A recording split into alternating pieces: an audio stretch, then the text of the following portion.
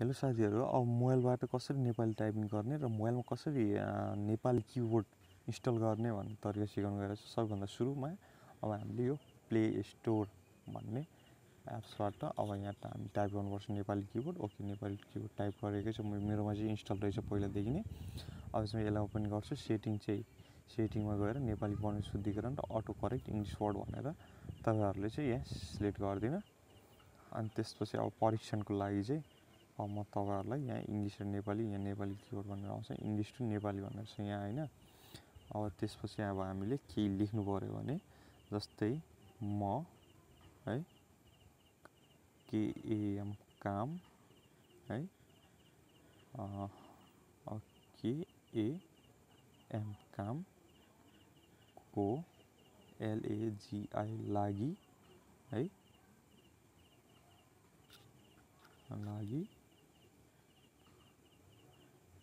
लागि म कामको लागि बाहिर BAHIR बाहिर जान्छु JAN छु है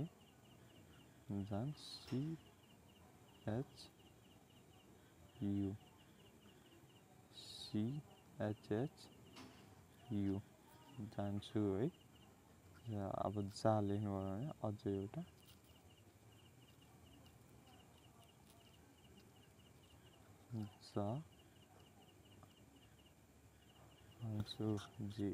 जान्छु भनेपछि जान्छु।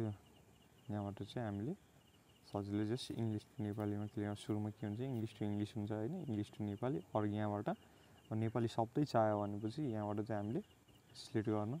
नेपाली, यहाँ नेपाली फ्ल्याग छ न है, फ्ल्यागमा सिलेक्ट गरेपछि हामीले सिलेक्ट गर्न सकिन्छ। Thank you.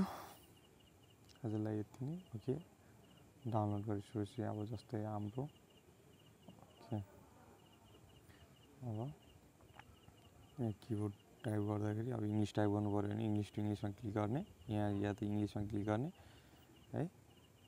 ओके, अब हाम्रो पासवर्ड र हाम्रो किबोर्ड भन्ने आइसक्यो यहाँ है।